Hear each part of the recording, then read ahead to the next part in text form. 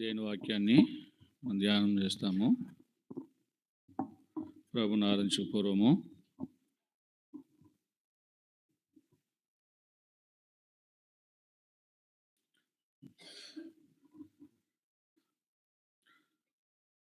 ఈ సమయం కొరకు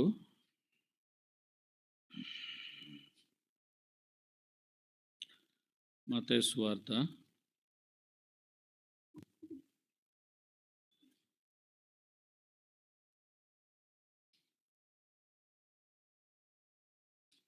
2వ అధ్యాయం.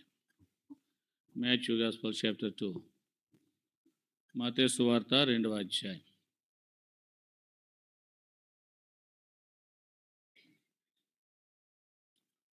మత్తయి సువార్త 2వ అధ్యాయం.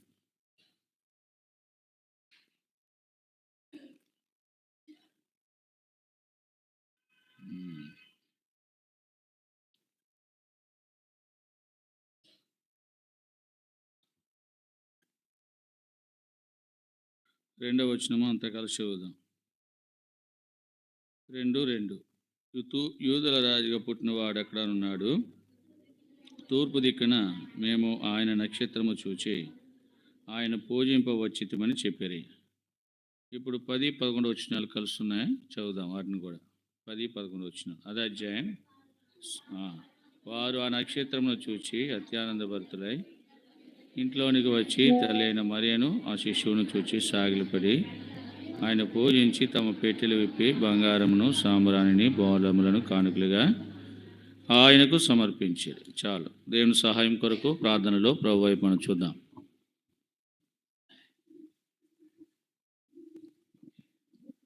సర్వశక్తి గల దేవా, నీ ప్రేమ కొరకు వందనాలు. పాటల ద్వారా ప్రభావాన్ని మహింపరుచుకుంటూ వచ్చాం. దేవా, తిరిగి ఆత్మతో సత్యంతో మిమ్మల్ని ఆరాధించినట్లుగా మమ్మల్ని సమకూర్చారు. దానికి ముందుగా నీ వాక్యం ధ్యానం చేసుకుంటూ ఉన్నా. దేవా, మత్తయి సువార్త 2:2, 10-11 కూడా, యోహాను 4:24 కూడా మాకు దీవెనకరంగా ఉంచి మీరే మమ్మల్ని నడిపించండి. చేరువచ్చిన ప్రజలను కనికరించండి. దేవా, మిగిలిన వారు కూడా మరి చాలా సోమరులుగా ఉన్నారు. సోమరి చీమల ఎదుగు వెళ్ళి నేర్చుకోమని చెప్పారు. వారు చీమలను చూసినారు, నేర్చుకోరు. దేవా, మరి నీ రాకడ వరకు కూడా నోవహ కాలంలో ఎలాగైతే ఉందో అలాగే ఈనాడు ప్రజలు కూడా అలాగ ఉన్నారు. దేవా, మీ చేయని చిత్తమైతే వారిని శిక్షించైనా కానీ నీ మార్గంలో తెచ్చుకోండి. సమయాన్ని సద్వినియోగం చేసుకుని ప్రజలుగా ఉండడం కొరకే సిద్ధపరచండి. ఏదైనా డ్యూటీస్కి, మరి స్కూల్స్కు, కాలేజీలకు ఏదైనా పనికి పోయినప్పుడు సమయానికి వెళ్ళకపోతే వారు ఆ పనిలో పెట్టుకోరు. దేవా, మరి అంతకన్నా ప్రాముఖ్యమైన దేవుడు దేవా, ఇలాంటి దేవుని సన్నిధికి సమయానికి రాలేని స్థితిలో ఉంటుండగా నీ ప్రజలను దేవా బుద్ధి చెప్పండి. దేవా, మరి అయితే బుద్ధి వచ్చినప్పుడు ఆ కుమారుడు ఏ విధంగా అయితే మరి తండ్రి దగ్గర చేరినాడు, ఓ మా తండ్రి, ఆ విధంగానే బుద్ధి గలవారిగా మరి ఉండు కొరకై వారిని సరైన మార్గాన్ని నడిపించండి. దేవా, నీ మందిరాన్ని ప్రేమించి సమయాన్ని తీసుకొచ్చి నీ ప్రజల కొరకు వందనములు. దేవా, తిరిగి వాక్యము మేము ధ్యానం చేస్తూ ఉన్నాం. నీవే పూరగా ఉండండి, మమ్మల్ని కనికరించండి, కాపాడండి. నీ దాసును అభిషేకించుకుంటూ రండి. వినే చెవులు, గ్రహించే హృదయం నీ ప్రజలకు అనుగ్రహించుకుంటూ రండి. దుష్టుని దూరంగా ఉంచండి, నీ ప్రసన్నతి స్థలంలో ఉంచండి. పవరు, లైవ్, శబ్దంతరాలు మీ స్వాధీనంలో ఉంచుకోండి. నీ ప్రజలను కూడా మీ స్వాధీనంలో ఉంచుకోండి. ఆత్మతో సత్యంతో ఆరాధించేట్లుగా సిద్ధపరచండి. యేసు నామములో వేడుకొనుచున్నాం తండ్రి, ఆమేన్.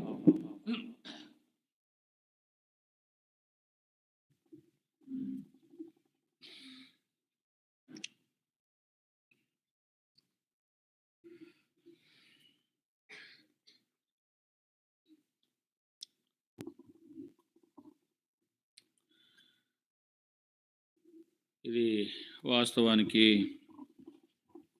క్రిస్మస్ నెల అంటారు. డిసెంబర్ అంటేనే క్రిస్మస్ అంటారు. అయితే క్రీస్తు మరి పుట్టాడన్న మాట మాత్రం వాస్తవమే, కానీ ఆయన ఖచ్చితంగా 25వ తారీఖు పుట్టాడని మన గ్రంథంలో ఎక్కడ కూడా మనము చూడము.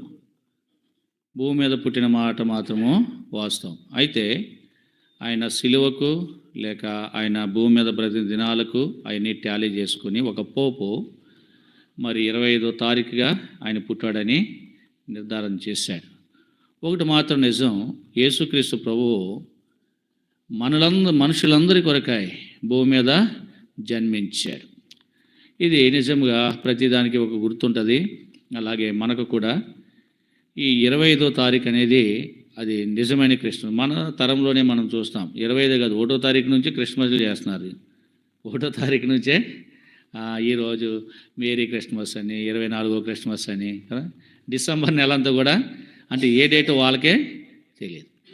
ఏదేమైనప్పటికీ మానవ జీవితంలో బైబిల్ చెప్పే గొప్ప సత్యం ఏంటంటే ప్రతిరోజు కూడా క్రిస్మస్ కలిగి ఉండాలి. అంటే క్రీస్తు జన్మించాడు. ఎక్కడ జన్మించాలా? హృదయంలో జన్మించాలా. అప్పుడే దేవునికి క్రిస్మస్ అవుతుంది. క్రీస్తు మాస్ అంటే నక్షత్రం. క్రీస్తు మనలో ఉదయించాలి. దీని అంతటిని కలిపి ఏమన్నారంటే క్రిస్మస్ అన్నారు. క్రిస్మస్. సరే, ఇప్పుడు క్రిస్మస్ గురించి కాదు కానీ ఏ వ్యక్తులైతే క్రీస్తు పుడతాడో ఆ రోజే దేవుడు ఏం చేస్తాడు? అతని యందు ఆనందిస్తాడు.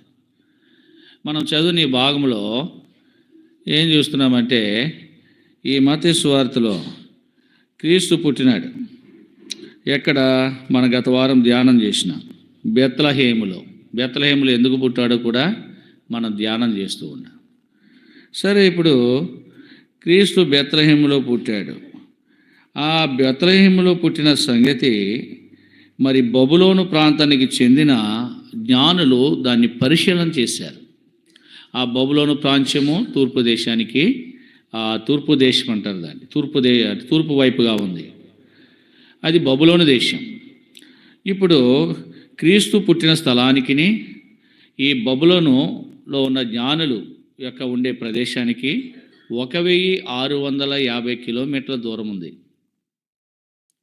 అయితే 1650 కిలోమీటర్ల దూరంలో ఉన్న ఈ జ్ఞానులు ఆకాశంలో మరి ఒక నక్షత్రం వారికి కనిపించింది. నక్షత్రం వారికి కనిపించింది. ఆ నక్షత్రమును చూచి వారు ఏం చేశారంట? పూజింప వచ్చారు. ఇది మామూలు నక్షత్రం కాదు. ఈ నక్షత్రం ఎలాంటిదంటే చాలా పర్యాయాలు ప్రతి క్రిస్మస్, ప్రతి డిసెంబర్ నెలలో మనం ఈ మాటలు చెప్పుకుంటూ ఉన్నాం. ఈ నక్షత్రముకు చాలా 3 గొప్పతనాలు ఉన్నాయి. మొదటిది, నక్షత్రం ఏంటంటే వెలుగైనది. ఈ నక్షత్రం ఎలాంటిది? వెలిగించే నక్షత్రం ఇది. అంటే వెలుగంటే అక్కడ చీకటి కనిపించదు. ఏ చోటైతే నక్షత్రం ఉంటుందో, వెలుగు ఉంటుందో అక్కడ చీకటి కనిపించదు. రెండవది, ఈ నక్షత్రము యుద్ధము చేసేది. నక్షత్రము ఏం చేసేది? యుద్ధము చేసేది. మూడవది, నక్షత్రం నడిపించేది. ఈ నక్షత్రము అంటే ఒకటే, కానీ అది వెలుగైనది, యుద్ధము చేసేది, అది నడిపించేది. మనం చూస్తూ ఉంటాం మన ముందున్న భక్తులను ఎంతగానో వారికి వెలుగై ఏం చేసినాడు? ఆయన నడిపించుకుంటూ వచ్చినాడు. వెలుగై ఉన్నాడు. గలిలయ, నజరేతు, యోధ ఆ ప్రాంతాలన్నీ కూడా చీకటితో నిండిపోయినాయి. ఆ చీకటిలో కూర్చున్న వారికి 4 మత్తయి ఇప్పుడు తీనవసరం 4, 11, 12, 16 వచనాలు కలిసి ఉంటాయి. వాటిలో మనం చూస్తే ఆ చీకటిలో కూర్చున్న వారికి ప్రజలందరూ కూడా గొప్ప వెలుగును వారు చూడగలుగుతూ వచ్చారు. చాలా ఆశ్చర్యకరమైన మాట. అందుకే ఈ నక్షత్రం భూమి మీదకి రాకముందే ప్రవక్త అయిన బిలాము ప్రవచించినాడు. నక్షత్రము యాకోబులో ఉదయిస్తుందని. ఈ ఉదయించేది ఏంటి? వెలిగిచ్చేదే ఉదయిస్తుంది. కనుక యాకోబులో పుడుతుంది ఆ నక్షత్రం అని ప్రవక్త అయిన ఆ బిలాము ముందుగానే రాశాడు. చూడండి, సంఖ్యాకాండము 24 అధ్యాయంలో మనం చూస్తాం. సంఖ్యాకాండము 24 అధ్యాయం 17వ వచనము.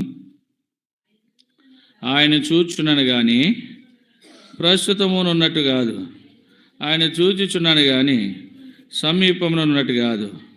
నక్షత్రము యాకోబులో ఉదయించును, రాజదండం ఇశ్రాయేలు నుండి. ఇప్పుడు అంటాడు ఈ ప్రవక్త అయిన బిలాము, ఆయన చూస్తున్నాను, ఇంతకుముందు ఎలాగైతే ఉన్నాడో అలా చూడడం లేదు. ఇప్పుడు ఎలా చూస్తున్నాను? ఇప్పుడు ప్రస్తుతం ఉన్నట్టుగా నేను చూడడంలే. ఆయన ఎలా కనబడుతున్నాడంటే నక్షత్రం వలె కనబడుతున్నాడు. ఇంకా ఆయన భూమి మీదకి రాలేదు, నక్షత్రంగా రాలే. నక్షత్రంగా రాకముందే ఎవరు చూసినారు ఈ సంగతి? ప్రవక్త అయిన బిలాము కనుగొన్నాడు. జ్ఞానులు కనుగొనక ముందే, తూర్పు దేశపు జ్ఞానులు కనుగొనక ముందే ప్రవక్త అయిన బిలాము కూడా కనుగొన్నాడు. ఎలా చూశాడంట? నక్షత్రం వలె, ఈ స్టార్, ఆయన నక్షత్రం. ప్రవక్త అయిన బిలాము నక్షత్రంగా చూశాడు. అది ఏ నక్షత్రం అన్నాడో? ఉదయించే నక్షత్రం. ఇది ఉదయించే నక్షత్రం.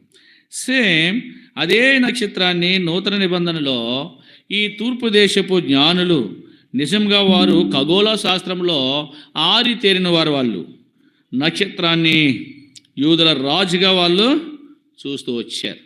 యూదుల రాజుగా చూస్తూ వచ్చారు. అందుకే వాళ్ళు ఆ నక్షత్రాన్ని రీఛార్జ్ చేశారు. అసలు ఏంటి నక్షత్రం అని వారు చాలా గ్రహించుకుంటూ వచ్చినప్పుడు, ఆ ప్రవక్త అయిన సంఖ్యాకాండము 24:17లో ప్రవక్త అయిన బిలాము ఆ ఆది కాలంలో ఏ విధంగా అయితే చూశాడో అదే నక్షత్రం ఇప్పుడు వచ్చిందని, ఆ నక్షత్రం మరలా కనిపించిందని జ్ఞానులు దాన్ని కనుగొని ఇప్పుడు ఏం చేస్తారంటే, ఈ యొక్క రాజు లేక వెలిగించే ఈ నక్షత్రమైన రాజు ఆ రాజుల కుటుంబంలోనే పుడతాడు. సామాన్యమైన వారి కుటుంబాల్లో, అంటే వారి యొక్క జ్ఞానం అలాంటిది, అంతే కదండి. రాజు ఎక్కడ పుడతాడో? రాజుల కుటుంబంలోనే పుడతాడు. వారి జ్ఞానులు కదా, వారు ఆలోచన చేసేది అది. ధనవంతుని ఇంటిలో ధనవంతులు పిల్లలే పుడతారు కదా, వారిని చక్కగా సౌభాగ్యంగా చూసుకుంటారు. వారు ఏమాత్రం యాక్సెప్ట్ చేయలే, అంటే ఆలోచన చేయలే. రాజుల కుటుంబంలోనే పుడతాడని వారు ఇంకెక్కడ? యూదా బెత్లెహేంలోనే కదా, అక్కడ పోదామని ఆ నక్షత్రమును చూచి వాళ్ళు ఏం చేశారు? ఇప్పుడు యూదా దేశం వచ్చారు, యెరూషలేం వచ్చారు. వాళ్ళు వచ్చి అంటారు, ఆ యూదా దేశం వచ్చి రాజు దగ్గరికి వచ్చి అడిగారు. ఏమన్నారు? యూదుల రాజుగా పుట్టినవాడు ఎక్కడ ఉన్నాడు? మేము ఆయన నక్షత్రాన్ని చూసి ఆయన పూజింపవచ్చాం. ఏమన్నారండి వీళ్ళు? ఆయనను బహుశా ఎంతమంది వచ్చి ఉంటారు వీళ్ళు? ఈ జ్ఞానులు ఎంతమంది వచ్చి ఉంటారు? ఎంతమంది అండి? ఎక్కువ మంది వచ్చి ఉంటారంటారా? ఎంతమంది వచ్చి ఉంటారు? కొన్ని సంగతులు బైబిల్లో రాయబడలేదు, కానీ అక్కడ రాసిన సందర్భాన్ని బట్టి మనం అర్థం చేసుకోవాలి. వారు 3 బహుమానాలు తెచ్చినారు. 1 బంగారము, 2 ఆ సాంబ్రాణి, 3 బోళం. అక్కడ ఏం రాసినాడు? వారు తమ పెట్టెలు విప్పి, తమ పెట్టెలు అంటే ముగ్గురు. ఎంతమంది ఉన్నారు అక్కడ? ముగ్గురు 3 పెట్టెలు తెచ్చుకున్నారు కూడా. ఎంతోమంది లేరు, ముగ్గురు 3 పెట్టెలు తెచ్చుకున్నారు. ఒకళ్ళేమో బంగారం తెస్తే, ఇంకొకరు ఏం తెచ్చారు? సాంబ్రాన్ని తెచ్చినారు. ఇంకొకరేమో అంతే, ముగ్గురే, ఎంతోమంది లేరు అక్కడ. దాదాపుగా ముగ్గురే జ్ఞానులు ప్రయాణం చేస్తూ వచ్చారు. ప్రయాణం చేసి అడిగారు, మేము ఆయన పూజ చేయడానికి వచ్చాం, ఆయన ఆరాధించడానికి వచ్చినాం, ఆయన మహింపరచడానికి వచ్చినాం. ఎక్కడి నుంచి అండి? ఏమ్మా అన్నమ్మా, నిద్రపోతున్నా, బాగుంది నీకు జోలపాట, రావడమే ఇప్పుడు వచ్చి నిద్రపోతున్నా. శుభ్రంగా పడుకోబెట్టి నీ పక్కన ఉన్నవాళ్ళు కూడా ఈయన జాగ్రత్తగా వినండి. మాట్లాడొద్దు, గమనించండి. 1650 కిలోమీటర్ల దూరం నుంచి వచ్చారు. కానీ మీకు ఎన్ని కిలోమీటర్లు ఉంది? ఇప్పుడు వస్తున్నారు, సిగ్గులేదు మీకు అసలని? ఎవరిని ఆరాధన చేయడానికి? ఆరాధించేది ఎవరిని? యూదులకు రాజులకు రాజైన ప్రభువును. సామాన్యమైన దేవుని మీరు ఆరాధన చేయట్లేదు. ఏదో అక్కడ ప్రశాలయంలో ప్రార్థన పెడుతున్నారు, ఆడేదో ఆయన వాక్యం చెప్తాడు, ఏదో ఆమె తండ్రి అని వచ్చేస్తాను, ఏదో అలవాటుగా వస్తే దేవుడు మనల్ని దీవించడు.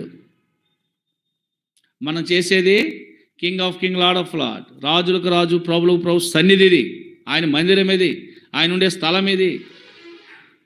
ఎలా రావాలి మనము? అందుకే అన్నాడు, స్వామరి ఎక్కడ పోయి నేర్చుకో, చీమల కన్నా జ్ఞానం ఉంది కానీ నీకు జ్ఞానం లేదు, భయం లేదు అసలే. ఇక్కడెక్కడే ఉంటాం, సమయానికి రాలేం.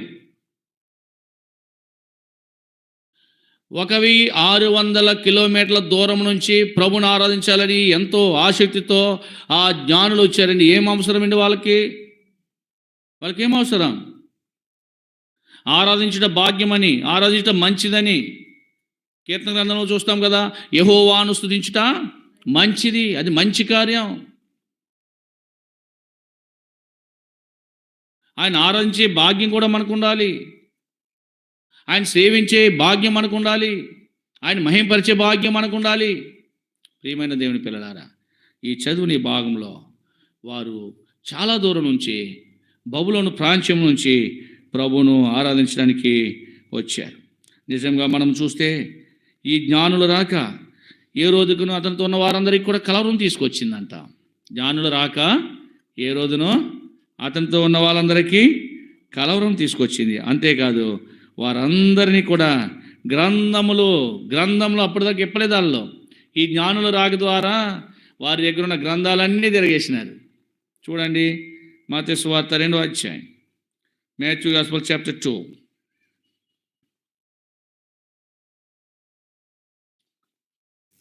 3-4 వచనాలు. హేరోదు రాజు ఈ సంగతి విన్నప్పుడు అతడును అతనితో కూడా యెరూషలేము వారందరూ కాలావారా పడిరి. కాబట్టి రాజు ప్రధాన యాజకులను, ప్రజల నుండి శాస్త్రులను అందరినీ సమకూర్చి క్రీస్తు ఎక్కడ పుట్టిన వారిని అడిగారు. అందుకు వారు యూదయ బెత్లెహేములోనే. ఇక్కడ మనం చూస్తాము, ఈ జ్ఞానుల యొక్క రాక ఏం చేసిందంట? ఏ రోజుకునో అతనితో ఉన్న వారందరికీ కూడా ఏం తీసుకొచ్చింది? కలవరం వచ్చేసింది. అంటే అర్థం ఏంటి? వారు సామాన్యమైన జ్ఞానులు కాదు, వాళ్ళు సామాన్యమైన శాస్త్రజ్ఞులు కాదు, వాళ్ళు మహాజ్ఞానులు. వాళ్ళు అలాంటి జ్ఞానులు ఈ యొక్క యూదా దేశానికి వచ్చారంటే వారు చాలా కలవరం వచ్చింది. ఏంటి కలవరం అంటే, వారు చెప్పిన మాట సత్యం. వారు ఏదైనా చెప్పారంటే అది తప్పనిసరిగా ఏమవుతుంది? నెరవేరుతుందన్నమాట. వాళ్ళు చెప్పిన మాట సత్యం. ఏంటా సత్యము? యూదుల రాజుగా పుట్టాడు, మేము నక్షత్రాన్ని చూచాం. అది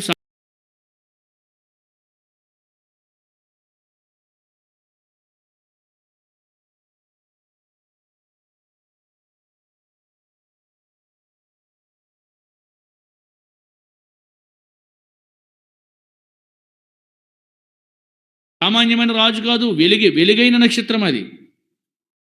ఆ నక్షత్రాన్ని చూచే మేము వచ్చాం. వారు చెప్పింది అబద్ధం కాదు, సత్యమే చెప్పారు. అందుకే వాళ్ళకి ఏమొచ్చింది? భయం వేసింది, కలవరం వచ్చేసింది. అందుకే ఇక్కడ మనం చూస్తాము, ఏం చూస్తున్నామో, అప్పుడు వారు ఏం చేశారంట? కలవరపడుతూ వచ్చి గ్రంథాలన్నీ తెరిచారు. వాళ్ళు ఏం తెరిచారు? వాళ్ళు గ్రంథములు తెరవబడుతూ వచ్చాయి. ఈ స్కూల్కి ఇప్పుడే లేచినావా నువ్వు? స్కూల్కి అలాగే పోతావా? భయం లేదండి. చిన్న పిల్లలగా నుంచి పెద్దవాళ్ళ వరకు కూడా ఏమి లేదు. ఏదో అది వాళ్ళ నాన్న పట్టు వాళ్ళు వస్తున్నాడు, ప్రార్థనగా రానంటున్నాడు సోమరుడు. ఎవడన్నా ప్రార్థన మానేస్తాడా? ఈ వయసులో మాడిన పోతే ఇంకేమంటాడు? లోకంలో పోతే తెలుస్తుంది.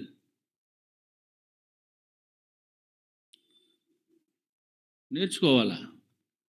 చిన్నపిల్లలు నేర్చుకోవాలా, పెద్దవాళ్ళు కూడా నేర్చుకోవాలి. పిల్లలు అంతే, పెద్దవాళ్ళు అంతే. ఇంకేం నేర్చుకుంటారు మీరు? ఆలస్యంగా పోతే స్కూల్ తలుపులు వేసి బయటికి పొమ్మంటారు. రాణిస్తారా? ఒకసారి చేయలు అన్నాడు, చదువు సంజయ్ లేకుండా ఉంటాడు. ఎన్నో పర్యాలు చెప్పినాను. అంటే ఇతని మాట నాకు లెక్క ఏంటి? లెక్కలేని వాడు మాట. లెక్క చేయాలి. దేవుని దాసుల మాట ఎవరైతే వింటారో వారు వరదలుతారండి. దేవుని దాసుల మాట ఎవరైతే వింటారో వారు ఏం చేస్తారో, వ్యతిరేకించే వాళ్ళు క్షేమం పొందరు. ఏముండో తెలుసా? నాశనం అవుతారు వాళ్ళు. చివరికి వాళ్ళ జీవితం ఏమైపోతుంది? పతనం అయిపోతుంది. కయ్యని జీవితంలో మనం చూసాం, ఏమైంది? దేశదిమ్మరైపోయాడు. దేవుని మాట విన్నాడా? హత్య చేశాడు. ఏమైపోయాడు? కయ్యను దేశదిమ్మరైపోయాడు. సరే వినండి, ఇంకో పెద్ద మనిషి వచ్చాడు ఇప్పుడు. రండి బాబా, మంచి చాలా పెద్ద మనుషులు ఇంటికాడ అన్ని చక్క పెట్టుకొని అన్నీ చేసుకుని డ్యూటీలు చేసుకొని ఇప్పుడు వస్తున్నారు ఈ పెద్ద మనుషులు. నేర్పించాలి. మనం వస్తే సరిపోదు, మన బిడ్డలకు మనము నేర్పించి విడిచిపెట్టారా వాళ్ళు ఇంకా మామూలుగా ఉండదు. చూస్తున్నాం కదా కుర్రోళ్ళందరినీ రోడ్లు అంటే ఎలా ఉంటున్నారు, రౌడీల కింద ఉన్నారు కుర్రోళ్ళు. అదే జీవితం మాట. సరే వినండి, ఎలా ఉంటే నా వాక్యాన్ని నేను ముందుకు తీసుకెళ్ళాను. దేవుని దాసుని కొంత భారం. ఈ పిల్లలు ఇప్పుడే లోబడకపోతే, ఇప్పుడే మాట వినకపోతే రేపు ఏం నేర్చుకుంటారు? ఇప్పుడు 10:30కి వచ్చినప్పుడు రేపు ఆమె అన్న టైంకి వస్తాడు, అవసరమైతే మందిరమే మానేస్తాడు. డిసిప్లిన్.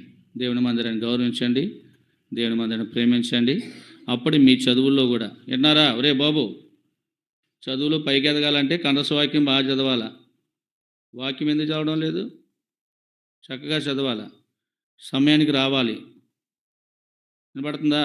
సమయానికి రావాలి. అప్పుడు మీరు బాగుంటారు, మీ జీవితాలు బాగుంటాయి. మా కోసంగా చెప్పేది. మీరు చక్కగా సమయానికి వచ్చి వాక్యం చదివి చక్కగా చూస్తే దేవుడు మీ చదువుల్లో పైకి తీసుకెళ్తాడు, విద్యలో పైకి తీసుకెళ్తాడు, మంచి ఉన్నతమైన స్థాయికి తీసుకుపోతాడు. అర్థమైందా? సమూయేలు న్యాయాధిపతి అయిపోయాడు, దావీదు గొర్రెల కాపరి రాజు అయిపోయాడు, సంసోను బలాఢ్యుడైపోయాడు. వీళ్ళందరూ దేవుని మాట విన్నారు. వీళ్ళు తెలుసా మీకు? వినకపోతే ఏం చేయలేం మనం. సరే, మన పాఠంలో వద్దాం. ఇప్పుడు జ్ఞానుల యొక్క రాక ఏమైంది? ఆ హేరోదుకును వీళ్ళ రాక ఇప్పుడు నా కలవరం తెప్పించేసింది. ఈ టైంకి వచ్చారు కదా ఆలస్యంగా, నా కలవరం వచ్చేసింది. సరే, జ్ఞానుల యొక్క రాక ఏ రోజుకునో అతనితో ఉన్న వారందరికీ కూడా ఏం తీసుకొచ్చిందంట? కలవరం తీసుకొచ్చిందంట. అంతేకాదు, వారు శాస్త్రాలన్నీ కూడా ఆ గ్రంథాలు పరిశీలన చేసినట్లుగా చేసింది. అంతేకాదు, ఈ యొక్క జ్ఞానుల యొక్క గురించి మనం చూస్తే వారి యొక్క అన్వేషణలో ఎంత కష్టమైనా వారు గమ్యాన్ని చేరే వరకంట పట్టునో విడవలేదు. అసలు ఆ నక్షత్రాన్ని మేము చూసినాం, పూజించాలి, పూజించకుండా మేము పోము. వాళ్ళ గ్రంథాలు చెప్పాయి యూదా దేశపు బేత్లెహేములో అని. అప్పుడు రాజు అంటాడు, హేరోదు కపటంగా వారికి సమాధానం చెప్పినాడు. ఏమని? మీరు వెళ్ళి పూజించి ఆయన ఎక్కడున్నాడో నాకు కూడా చెప్పండి, బేత్లెహేములో నేను కూడా వెళ్ళి. వీడు కపటపు ఆరాధన చేసేవాడు. నేను కూడా, చూడండి చక్కగా రాసినాడు ఇక్కడ 2వ అధ్యాయము 8వ వచనం. మీరు వెళ్ళి ఆ శిశువు విషయమై జాగ్రత్తగా విచారించి తెలుసుకొనగానే నేనును వచ్చి ఆయనను పూజించున్నట్లు నాకు వర్తమానము తెన్నని చెప్పి వారిని బేత్లెహేమునకు పంపాను. వారిని బేత్లెహేము పంపించినాడు. ఎవరిని? జ్ఞానులు చెప్పినాడు. ఇప్పుడు జ్ఞానులు తమ సొంత జ్ఞానాన్ని ఆధారం చేసుకుని ఎక్కడికి వచ్చినారు? రాజుల కుటుంబంలోనే పుడతాడు కదని ఏ రోజు రాజు దగ్గరికి వచ్చినాడు. కనుక ఇప్పుడు ఏ రోజు అతనితో ఉన్నవారు కలవరం వచ్చి గ్రంథాలని తీసి పరిశీలన చేయగా ఆ గ్రంథంలో మాట దొరికింది. మేకా ప్రవక్త రాశాడు. ఏమని? యూదులకు రాజు పుట్టినవాడు ఎక్కడ పుడతాడు? యూదయ దేశపు బేత్లెహేములోనే. బేత్లెహేము అది స్వల్ప గ్రామమైన కానీ నువ్వు అల్పమైన దాన్ని కావు. ఇశ్రాయేలును పరిపాలించే అధిపతి నీలో నుండి వస్తాడని ప్రవక్తల గ్రంథాలు చెప్పగానే ఇప్పుడు రాజు అంటాడు, చాలా కపటంగా మాట్లాడుతున్నాడు. చూడండి, పైకి ఒకటి పెట్టుకొని లోన ఒకటి పెట్టుకొని పైకి ఒక రకంగా మాట్లాడుతున్నాడు, వేషధారి. అందుకే ఈ హీరోది ఎలాంటోడంటే వేషధారి మాట. తేనె పూసిన కత్తి ఒకలాగా చెప్పాలంటే. పైకేమో తీపిగా ఉంటుంది, లోనేమో నరికేస్తాడనమాట. అంతే కదా? పైన తేనె పూసిన కత్తి ఎలా ఉంటుంది? కత్తి పైన తేనె తీగా ఉంటుంది, ఆ కత్తిలోన పదునైన. అలాంటి వాడు మాట ఎవరైనా హేరోదు రాజు. కనుక ఈ హేరోదు రాజు చాలా వేషధారిగా మాట్లాడతాడు. మీరు వెళ్ళి పూజించండి. మీరు ఎలాగో పూజ చేయడానికి వచ్చినారు కదా, ఆరాధించడానికి వచ్చారు కదా, మీరు వెళ్ళి ఏం చేయాలా? పూజించండి. పూజించి నా దగ్గరికి మరలా వర్తమానం తీసుకురండి ఎక్కడున్నాడో. నేను కూడా వెళ్ళి ఏం చేస్తానో పూజించి వస్తానని చెప్పాడు. చెప్పి వారిని బేత్లెహేము పంపాడు. వెంటనే ఈ సందర్భం చూచింది ఎవరంట? ఈ నక్షత్రం. అందుకే ఇప్పుడు ఈ జ్ఞానుల యొక్క సంభాషణ లేక వీరి యొక్క అన్వేషణ అంతా చూసి వారికి ఉన్న శ్రద్ధను చూసి మరలా నక్షత్రం కలుగు చేసుకుందంట. ఈ దేశంలో, తూర్పు దేశంలో కనిపించిన నక్షత్రము మరల ఇప్పుడు ఎక్కడ కనిపించిందంట? యూదా దేశంలో కనిపించిందంట. ఏ నక్షత్రం అయితే వాళ్ళు అక్కడ చూశారో అదే నక్షత్రం మరలా వచ్చి ఏం చేసింది? వీళ్ళంకా రాజనగరం నుంచి బయటకు వచ్చారు. బయటకు రాగానే మరలా నక్షత్రం కనబడుతుంది. ఇప్పుడు నక్షత్రం జోక్యం చేసుకుని ఈ నక్షత్రం ఏం చేస్తుందంట? వారికి మార్గము చూపుడు కొరకే వారికి ముందుగా నడుస్తుందట. ఇప్పుడు చదవండి, ఎక్కడ మనం చూస్తాం? మత్తయి సువార్త 2వ అధ్యాయం 9వ వచనం చదవండి. వారు రాజు మాటలు విని బయలుదేరిపోచుండగా ఇదిగో తూర్పు దేశం వారు చూసిన నక్షత్రము ఆ శిశువుని చోటు మీదుగా వచ్చి నేర్చు వరకు వారికి ముందుగా. ఇప్పుడు వాళ్ళు వారి యొక్క సొంత జ్ఞానాన్ని ఆధారం చేసుకుని రాజు మాటలు విని వాళ్ళు బయలుదేరి వెళ్ళిపోతున్నారు. ఈ లోపల ఎవరు కలుగ చేసుకున్నారో నక్షత్రం జోక్యం చేసుకుని మరలా వాళ్ళకి కనిపించిందంట. లేదు లేదు లేదు, నన్ను చూడండి. ఇప్పుడు ఈ నక్షత్రం ఏం చేస్తుందంటే వారికి ముందుగా నడిచేదిగా ఉంది. ఎవరికి ముందు? జ్ఞానులకు. ఇప్పుడు యోధా దేశము నుంచి నడిపిస్తుంది బెత్లెహేముకు వారిని. మీకు అర్థమైందా? ఎక్కడో బబులోని దేశంలో చూశారు, యోధా దేశం వచ్చారు. మరలా ఈ మధ్యలో ఆ నక్షత్రం వైపు వాళ్ళు చూడలే. అదే నక్షత్రం కూడా మరలా ఎక్కడ కనిపించింది? యోధా దేశంలో ఏ రోజు రాజుతో మాట్లాడిన తర్వాత వాళ్ళు బయటకు వచ్చిన తర్వాత మరలా కనిపించింది. అయితే ఇప్పుడు మరలా వారు నక్షత్రాన్ని చూస్తే ఆ నక్షత్రం వెళ్తుందంట. సరే, ఇప్పుడు వాళ్ళకి ఆలోచన వచ్చింది, ఈ నక్షత్రం ఫాలో అయితే మనం తప్పనిసరిగా వెళ్ళవలసిన గమ్యానికి చేరతాం. ఫాలో అయ్యారు. దేన్ని? నక్షత్రాన్ని వాళ్ళు వెంబడించారు. నక్షత్రాన్ని వాళ్ళు వెంబడించారు. నక్షత్రం వెనకాల వెళ్తూ వచ్చారు. ఇంకా ఎటువైపు వాళ్ళు చూడలే. అయితే వారు చూసిన ఈ నక్షత్రము బెత్లెహేములో తొట్టెల పశువుల తొట్టెలో పరుండిన ఆ నక్షత్రం మీదకి వచ్చి నిలిచిందంట. నీకు అర్థమైందా? వారు చూసిన ఈ నక్షత్రము ఎక్కడికి తీసుకొచ్చింది వెళ్ళని? బెత్లెహేము అనే గ్రామంలోని ఒక పశువుల శాలలో పండుకొని ఉన్న ఆ యొక్క శిశువు దగ్గరికి ఏం చేసిందంట? తీసుకొచ్చి అలా ఆగిపోయిందంట. అయితే వీళ్ళు రాగానే ఇప్పుడు ఆ నక్షత్రాన్ని విడిచిపెట్టారు. దారి చూపించిన నక్షత్రాన్ని వదిలిపెట్టి ఇప్పుడు దేన్ని చూశారు? తొట్టిలో పండుకొని ఉన్న ఆ నక్షత్రాన్ని చూశారు వాళ్ళు. చూడండి 10-11 వచనాలు అంతా కలిసి చదువుకుంటాం రండి. వారు ఆ నక్షత్రమును చూచి అత్యానందభరితులై ఇంటిలోనికి వచ్చి తల్లైన మరియను శిశువును చూసి సాగిలపడి ఆయన పూజించి తమ పెట్టెలు విప్పి బంగారమును సాంబ్రాన్ని బోలములుగా కానుకలుగా చూడండి ఎంత అద్భుతమో. ఆ నక్షత్రము ఏం చేసిందంట? వారికి ముందుగా వచ్చి నిలిచి వరకు వారి ముందుగా నడిపించింది. అక్కడ స్టాప్ అయింది. ఇప్పుడు వీళ్ళు లోనికి ప్రవేశించి ఎక్కడికి వచ్చారంట? వాళ్ళప్పటికి ఇంటిలోనికి వచ్చారు. ఆ ఇంటిలోనికి వచ్చి తల్లి అయిన, ఇప్పుడు ప్రజెంటు రాయబడిన మాటను బట్టి ఒక ఇంటిలో వాళ్ళు ఉన్నారు. పశువుల తోటి కాదు ఇక్కడ. అంతకుముందు పశువుల తొట్టిలో పరుండుకు పెట్టారు. ఇప్పుడు ఎక్కడ ఉన్నారు వాళ్ళు? ఏదో ఒక హౌస్ వారికి అకామిడేషన్గా తీసుకున్నారు. ఒక ఇంటిలోనే ఉన్నారు వాళ్ళు. ఇప్పుడు ఇంటిలోనికి వచ్చారు. ఏ ఇంటిలో అయితే ప్రభు ఉన్నాడో ఆ ఇంటిలోనికి వచ్చారు. ఆ ఇంటిలోనికి వచ్చి ఏం చేశారంట? వారు ఆ నక్షత్రాన్ని చూసి అత్యానందభరితులైపోయారు. ఎందుకు వచ్చిందండి అత్యానందం అంటే? ఆనందంలో కూడా ఆనందం ఉంటుంది కదా, అత్యానందం అంటారు దాన్ని. అత్యానందభరితులైపోయారు, చాలా హ్యాపీగా ఫీల్ అయ్యారు. కారణం ఏంటి? వారు ఎక్కడికైతే చేరాలో ఆ గమ్యానికి వారు చేరుతూ వచ్చారు. అందుకే వారికి ఏమైంది? అత్యానందం వచ్చింది. ఈ అత్యానందంతో ఏం చేస్తారంటే తల్లి అయిన మరియను చూశారు. అక్కడ మరియను ఆ శిశువును చూశారంట. చూచి సాగిలిపడి ఇక్కడ మరి యోసేపు గురించి రాయలే. అప్పుడు యోసేపు ఎక్కడికి వెళ్ళాడో తెలియదు. అంటే అక్కడనే ఉంటాడు, కానీ అక్కడ మరి బిడ్డ దగ్గరే ఉన్నది తల్లి మరియా. అక్కడ తర్వాత శిశువును చూశారు, సాగిలపడ్డారు, పూజించారు. వారు వచ్చింది దేనికి? ఎందుకు వచ్చారు వాళ్ళు? ఆయన పూజించుట కొరకు వచ్చారు. బబులోని దేశం నుంచి లేక తూర్పు దేశం నుంచి బెత్లెహేము అనే యూదా దేశానికి దేవుని పూజించాలని ఎంతో ఆశతో వాళ్ళు వచ్చారు. అందుకే ఆశ గల ప్రాణాన్ని దేవుడు ఏం చేశాడు? తృప్తిపరిచాడు. అర్థమైందా? ఆశ. అందుకే అంటారు కీర్తన గ్రంథంలో కోరాహు కుమారులు రాశారు. ఆ కీర్తన వారి యొక్క అనుభవంలో రాశారు. 42:1 ఏం రాసినారు? కీర్తనలో 42:1 దుప్పి నీటి వాగుల కొరకు ఆశపడినట్లు దేవా నీ కొరకు నా ప్రాణము ఆశ. ఎవరి కొరకు? దేవుని కొరకు ప్రాణం ఏం చేస్తుంది? ఆశపడేదిగా ఉంది. ఎవరైతే ఆశపడతారో ఆశ గల ప్రాణాన్ని ఆయన ఏం చేస్తాడు? తృప్తితో నింపుతాడు. వాళ్ళు అనుకున్నారు చాలులే, మేము చూసినాము, ఆయన చూసినాము, పూజించినారు, పూజించి ఆరాధించి ఇప్పుడు ఇప్పినారంటే ఏంటి అయ్యి? వారు తమ పెట్టేలు.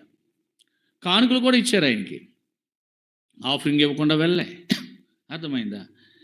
ఎంత అద్భుతమో చూడండి ఈ యొక్క గొప్ప సత్యం. నూతన నిబంధనలో మొట్టమొదటిగా క్రీస్తు పుట్టినప్పుడు కానుకలు ఇచ్చింది తూర్పు దేశపు జ్ఞానులే. వారి కానుకలు కూడా సామాన్యమైనవి కావవి, బంగారము. ఏమిచ్చారు చెప్పండి? బంగారం.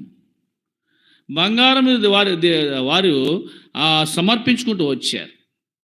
రాజు బంగారు పొంగరం పెట్టుకుంటాడు, బంగారు కిరీటం పెట్టుకుంటాడు కదా.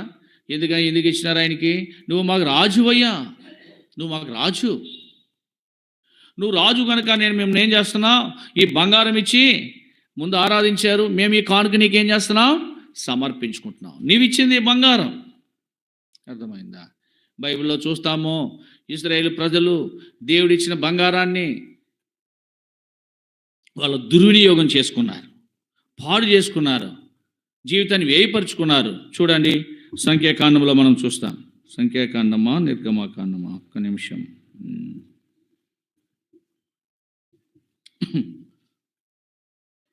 నిర్గమాకాండం 32 అధ్యాయం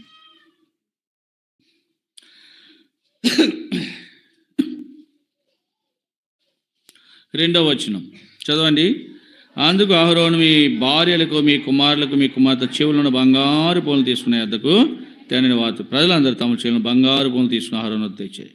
అటు వారి వద్ద వాటిని తీసుకుని పోగరుతో రూపను ఏర్పరిచి దాన్ని పోత పోసిన దూడగా చేసి, అప్పుడు వారు ఓ ఇశ్రాయేలు ఐగుప్తు దేశంలో రప్పించిన ఈ దేవుడు ఇదే అనేది. దేవుడు ఇచ్చినాడు. ఈ బంగారం ఎలాగొచ్చింది వీళ్ళకి? ఈ బంగారం వీళ్ళకి ఎలాగొచ్చిందండి? చదవండి, అది కూడా చదవండి, బాగుంటుంది. ఆ మాట బాగుంటుంది చూడండి.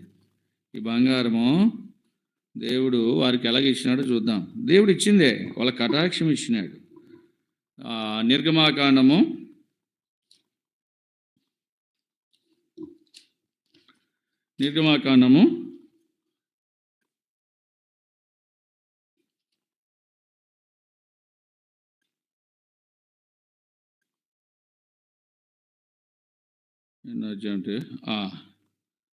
12వ అధ్యాయం 35, 36 వచనాలు అంతా కలిసి చదువుదాం. నిర్గమ 12, 35, 36 చదవండి. ఇశ్రాయేలీయులు మోషే మాట చొప్పున చేసి ఐగుప్తుల యొద్ద వెండి నగలను, బంగారు నగలను, వస్త్రములను అడిగి తీసుకున్నది. యెహోవా ప్రజల ఐగుప్తుల కటాక్షం కలిగిన కనుక వారు వారికి కావలసిన వాటిని ఇచ్చిరి. అట్లు వారు ఐగుప్తీయులను ఎవరు ఇచ్చినారంటే ఇక్కడ? యెహోవా ప్రజల ఎడల ఐగుప్తీయులకు ఏమి ఇచ్చినాడు? కటాక్షం అంటే జాలి. అర్థమైందా? ప్రేమ. సరే, వీళ్ళు ఎక్కడికో వెళ్తున్నారు, ఎక్కడికి వెళ్ళి వాళ్ళ దేవుని ఆరాధించిన వస్తానన్నారు. సరే, వీళ్ళ ఖాళీకి వెళ్ళడానికి లేదు, వీళ్ళకి ఏమి ఇవ్వాలా? ఫోన్లు అడిగారు, బంగారం ఇద్దాం, చెవులు ఉన్న పోగులు అన్నీ కూడా వారికి ఇచ్చినారంట. కారణం ఏంటి? దేవుడే ఐగుప్తీయులకు ఇశ్రాయేలీయులకు ఇచ్చినట్లుగా ఏం పుట్టించినాడు? కటాక్షం, ప్రేమ పుట్టించినాడు. అందుకే వాళ్ళు ఇచ్చారు. లేకపోతే ఎవరు? అర్థమైందా? ప్రేమ పుట్టించకపోతే వాళ్ళు ఎవరు? ప్రభువే సహాయం చేసినాడు. దేవుడిచ్చిన ఆ బంగారాన్ని వాళ్ళు ఏం చేశారు? నిర్గమ 32లో మనం చూస్తే దుర్వినియోగం చేసుకున్నారు వాళ్ళు. మరి దేవుడు ఇచ్చింది దేవుడికి ఇచ్చి మహిమ చెల్లించాలి కదా. ప్రభా, ఈ బంగారాన్ని నువ్వు ఇచ్చావు, ఇదిగో ఇది నీదే అని దేవుడికి ఇచ్చి మరలా అంతకన్నా అధికంగా తీసుకోవాలా. దేవుడికి ఇస్తే ఏం చేస్తాడంట? 100 అంతలు ఇస్తాడంట. మీకు అర్థమైందా? తూర్పు దేశపు జ్ఞానులు సామాన్యమైన వాళ్ళు కాదు. ఇది దేవునికి ఇస్తే దేవుడు అంతకన్నా మనకిస్తాడు. నిజమే, ఆరాధించారు, బంగారం ఇచ్చారు. ఇశ్రాయేలు ప్రజలు అలా చేయలే. ఒక దూడను చేసుకున్నారు. ఓ ఇశ్రాయేలు నీవే దేవుడు అన్నారు. ఏమైంది? ఏ బంగారాన్ని అయితే వాళ్ళు పూజించారో, దూడగా చేసుకున్నారో అదే బంగారం కరిగించి మోషే వారికి త్రాగనిచ్చారు. చాలామంది చచ్చారు. ప్రియమైన దేవుని పిల్లారా, అయితే బంగారము సమర్పించుకున్న జ్ఞానులు చావలే. బంగారం సమర్పించుకున్న ఎవరికి? ఏ దేవుడైతే బంగారం ఇచ్చినాడో ఆ బంగారాన్ని, అయ్యా ఇది మాది కాదయ్యా, నువ్వు రాజువు, ఇది నీకే చెల్లాలా, నీకే రావాలి ఘనత. చూడండి, పరలోకంలో 24 పెద్దలు ఉన్నారు. ఈ పెద్దలు ఏం చేసినారంట చూడండి. 4వ అధ్యాయం ప్రకటన గ్రంథము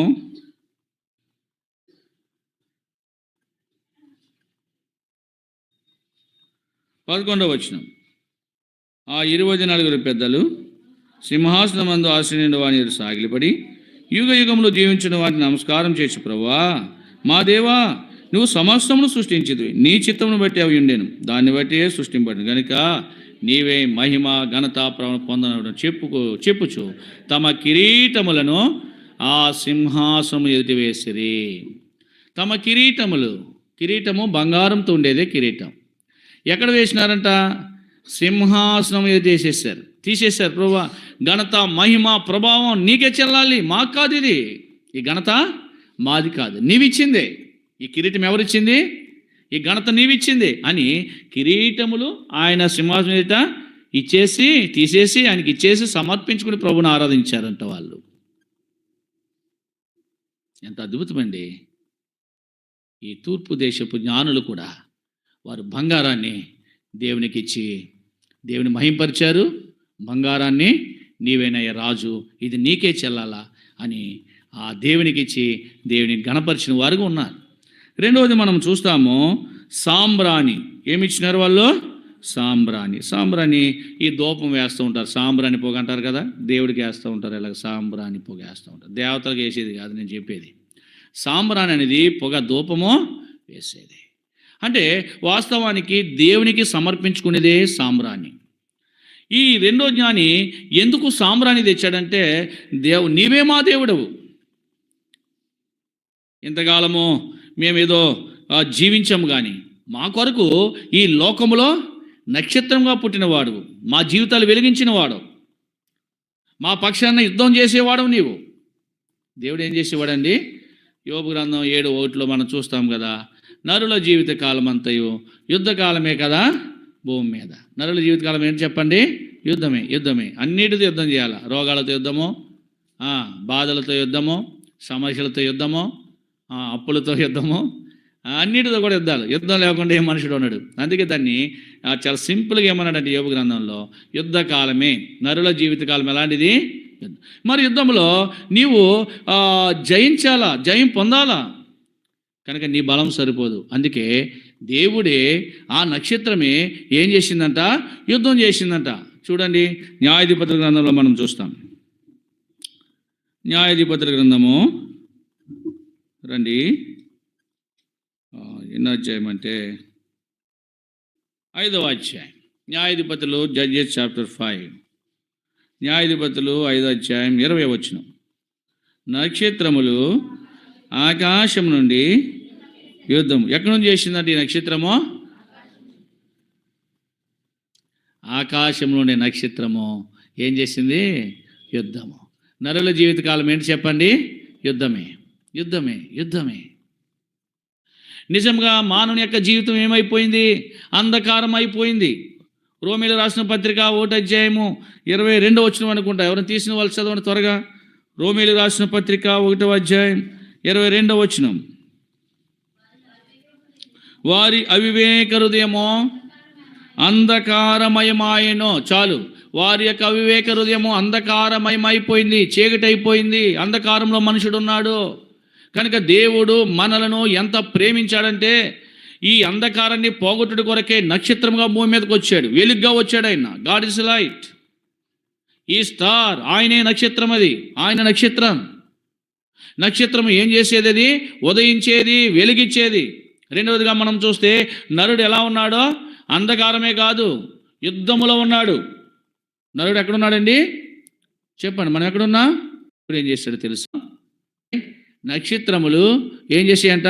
యుద్ధం చేశారు. కనుకనే ఆ చాప్టర్లో, అధ్యాయంలో ఇజ్రాయేలు ప్రజలకు విజయం వచ్చింది. లేకపోతే ఇజ్రాయేలు ప్రజలకు విజయం రాదు. అక్కడ ఏ వ్యక్తులు అయితే దేవుడు అంధకారం పోగొట్టాడో వారి పక్షాన ఆయన ఏం చేస్తున్నాడో పాడతాం కదా బట.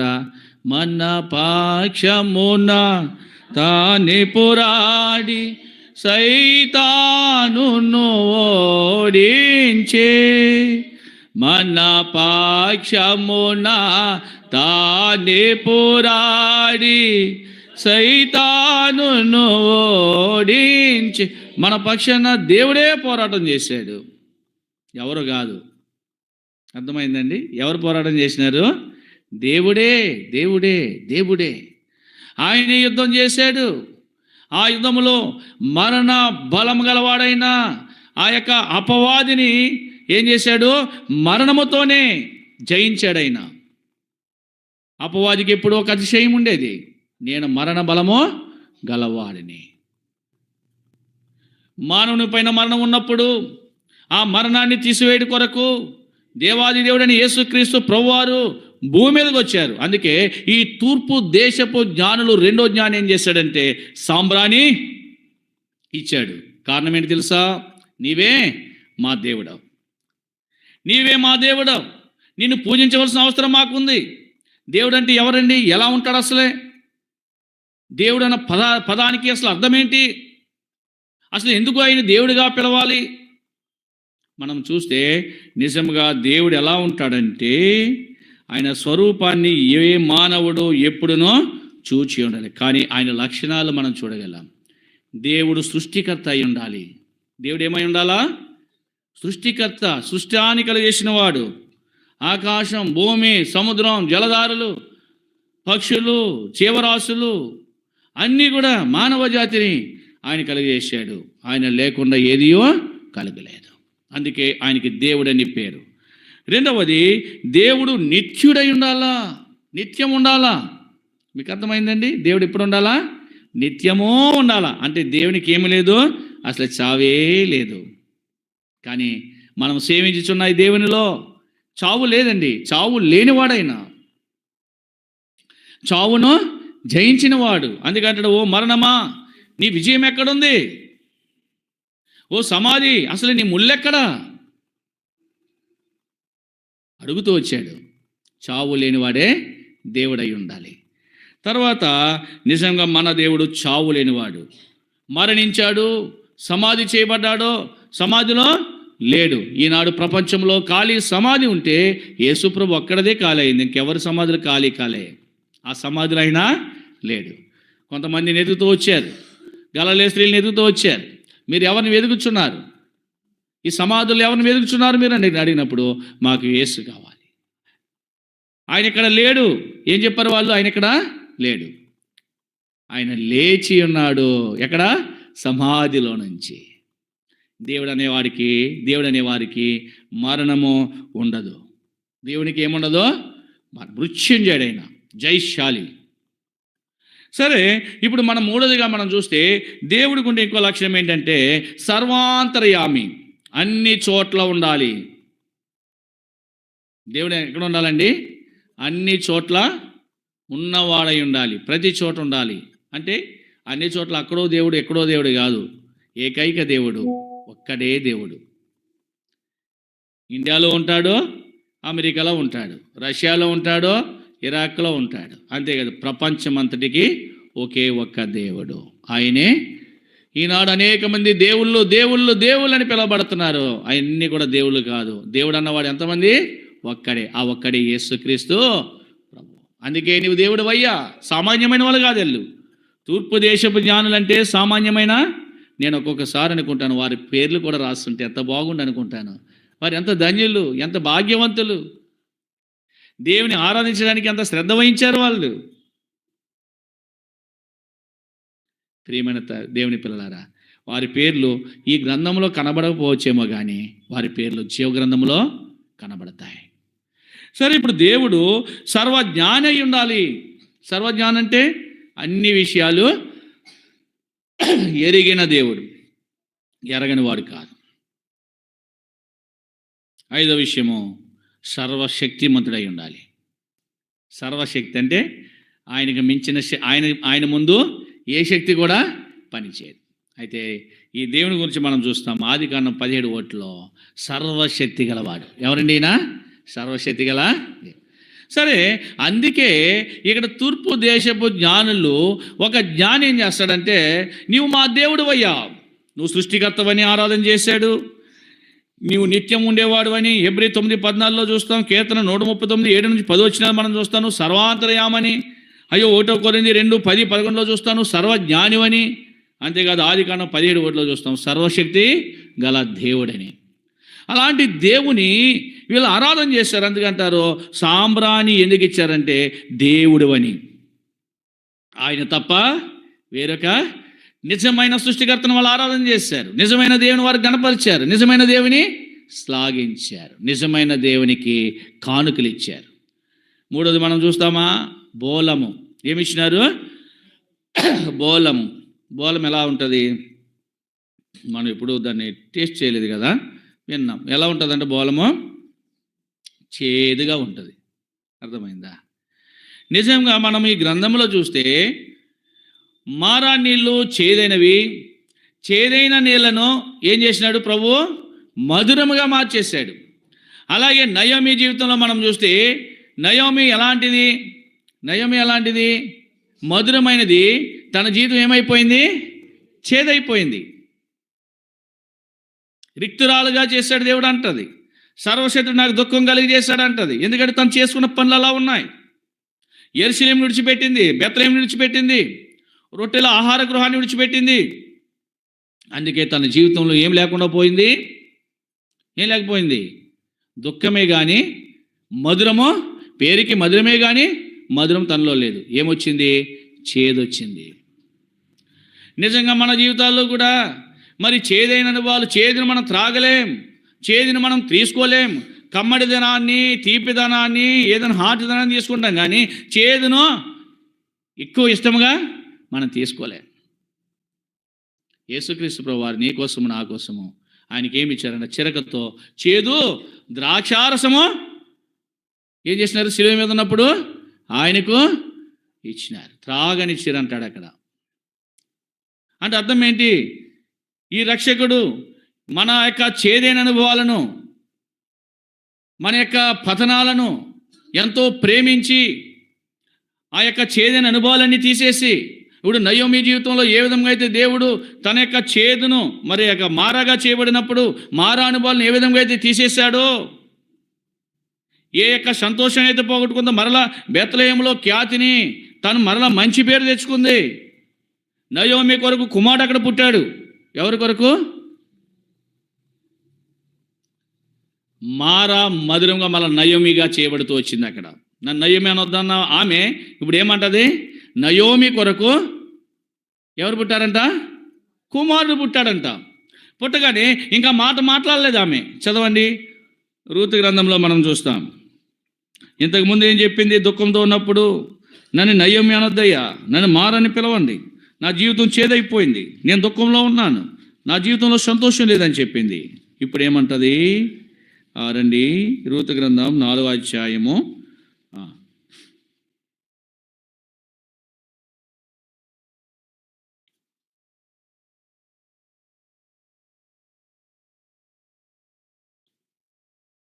4 చదవండి. ఆమె పొరుగు స్త్రీలు నయోమి కొరకు కుమారుడు పుట్టినని చెప్పి అతనికి ఓబేదని. ఎవరి కొరకు పుట్టినారంట? నయోమి కొరకు. ఇంతకుముందు ఏం చెప్పింది ఆమె? చదవండి, ఎక్కడ మనం చూస్తామో 1వ అధ్యాయం అనుకుంటా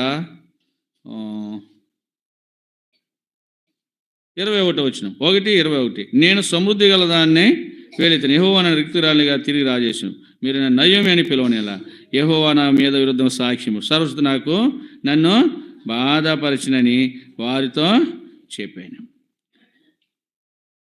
మీరు నయోమి అని నన్ను పిలవనేలా, నేను నయోమిని కాదిక. ఎందుకంటే సర్వశక్తుడు నాకు చాలా బాధ కలిగించినాడు, నన్ను చాలా దుఃఖం చేసినాడు. ఎందుకంటే నేను చేసిన పనులు అలాగున్నాయి. సర్వశక్తిని విరోధంగా జీవించాం, దేవుని పట్టణాన్ని విడిచిపెట్టాం, దూరంగా వెళ్ళిపోయాం. అందుకే మా జీవితంలో సంతోషం అనేది లేదు. ఇప్పుడు నయోమి యొక్క జీవితం నన్ను పిలవద్దు అంటది. నయోమి అనే పేరుతో నన్ను పిలవద్దు అంటది. ఇప్పుడు ఏమంటుంది ఇక్కడ ఏమంటుంది చెప్పండి? మనం చదువుకునే భాగంలో నయోమి కొరకు కుమారుడు పుట్టినని చెప్పగానే ఆమె ఇంకా మాట్లాడలేదంట. ఆమె ఇంకా అర్థం ఏంటి? తన బాధలన్నీ పోయాయి, తన దుఃఖమంతా పోయింది, తన కన్నీరుని దేవుడు తుడిచేశాడు. అందుకే నయ్యమి కొరకు కుమారుడు పుట్టిననగానే ఆమెక మారు మాట మాట్లాడలేదు. మన జీవితాల్లో కూడా అంతే. ఈ తూర్పు దేశపు జ్ఞానులు, అయ్యా మా బాధలు మోసేవాడవు నీవే, మా శ్రమలు మోసేవాడవు నీవే, మా భారాలు భరించేవాడవు నీవే, మా కష్టాలు తీర్చేవాడవు నీవే, మళ్ళీ రక్షించేవాడు నీవే, ప్రమాదం చుడిపించేవాడు నీవే, మారాలంటే చేదైన అనుభవాల నుంచి మధురంగా మార్చేవాడువో నీవేనాయని చెప్పి వారు ఏం చేశారంటే బోలమును ఆయనకి ఎలా ఇచ్చారంట? కానుకగా సమర్పించారు. ఈనాడు నీ జీవితంలో దేవుడు, ఆనాడు వారు జ్ఞానులు గనక అందుకే ఆ 3 విలువైన వస్తువులను ప్రభుకు సమర్పించుకుంటూ వచ్చారు. మన జీవితంలో కూడా అంతే. మనం కూడా ఆరాధన కలిగి ఉండాలి. ఆయన మన రాజు, ఆయన మన దేవుడు, ఆయన మన రక్షకుడు. రాజు, దేవుడు, రక్షకుడు. ఇలాంటి దేవుని మనం ఆరాధన చేస్తూ ఉన్నాం. ఇలాంటి దేవుని మనం కనపరుస్తూ ఉన్నాం. ఈ రాజు మనకు వెలుగ్గా ఉన్నాడు. ఈ దేవుడు సదాకాలం మనకు ఏమై ఉన్నాడు? దేవుడై ఉన్నాడు. ఎప్పటి నుంచి అప్పటి వరకు? సదాకాలము మనకు దేవుడై ఉన్నాడు. సదాకాలము దేవుడైన మనకి మరణం వరకు నడిపించేది ఆయనే. రాస్తాడు కదా, ఎక్కడ వరకు నడిపిస్తాడంటే అండి, దేవుడు రక్షకుడు ఏం చేస్తాడో రక్షించి నిన్ను నడిపించేవాడుగా ఉంటాడు. నడిపించేవాడుగా ఉంటాడు. ఈనాడు మనం ఉంటున్నామంటే ఆయన రాజు, ఆయన పరిపాలనలో మనం ఉన్నాం. ఆయన మన దేవుడు, ఆయన మన దేవుడు. అన్ని విషయాలు ఎరిగిన ఆ దేవుడు మనల్ని ఏం చేశాడు? కలుగజేశాడు. ఆయన మన రక్షకుడు, మనల్ని రక్షించుకున్నాడు, లోకం నుంచి ఏర్పరచుకున్నాడు, శాపము నుంచి పాపం నుంచి వేరు చేశాడు, తన స్వకీయ సంపాద్యంలోనికి మనలను చేర్చాడు. అందును బట్టి మనము ప్రభును ఆరాధించవలసిన వారం ఉన్నాం, గణపరచవలసిన వారం ఉన్నాం, శ్లాఘించవలసిన వారం ఉన్నాం. అట్టి ఆరాధన దేవుడు అంగీకరించినట్లుగా కూడి వచ్చిన ఆత్మదేవుడు మన సహాయపడిన గాక.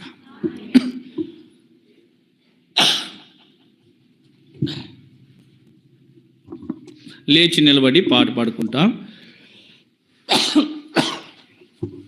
చివరి పల్లవి పాడినప్పుడు సండే స్కూల్ పిల్లలు సండే స్కూల్కి వెళ్ళాలి.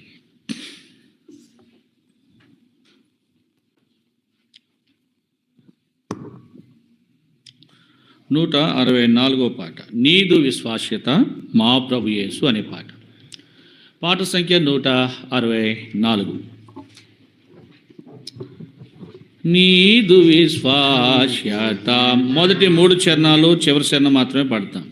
నీదు విశ్వాస్యత మా ప్రభు యేసు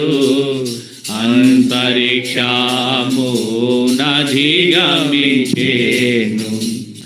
నీదు విశ్వాస్యత మా ప్రభు యేసు అంతరిక్షమునధిగమించెను.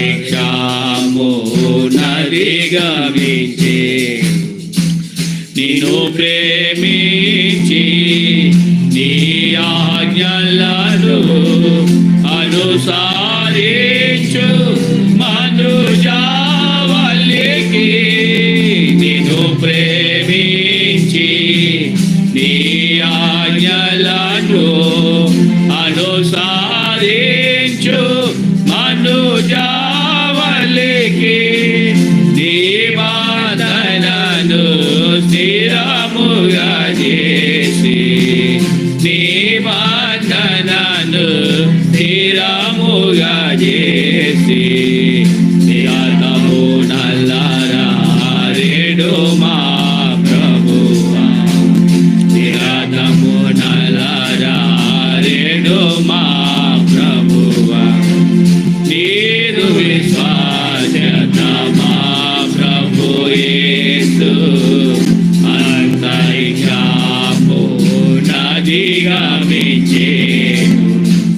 నీదు విశ్వాస్యత మా ప్రభు యేసు అంతరిక్షమునధిగమించెను.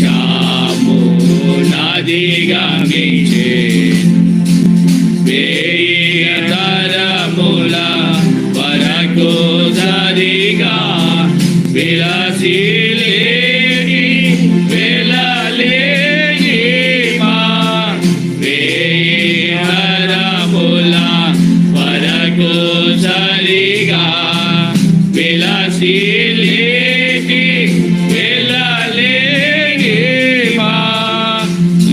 చింతల కృపా ముదియగు దేవా చింతల కృపా ముదియగు దేవా ఎంతయో నిన్ను స్తుతింతుము కోరి ఎంతయో నిన్ను స్తుతింతుము కోరి నీదు విశ్వాస్యత మా ప్రభు యేసు అంతరిక్షము నదిగా మించేదు నీదు విశ్వాస్యత మా ప్రభు యేసు అంతరిక్షము నదిగా మించేదు నీ సత్య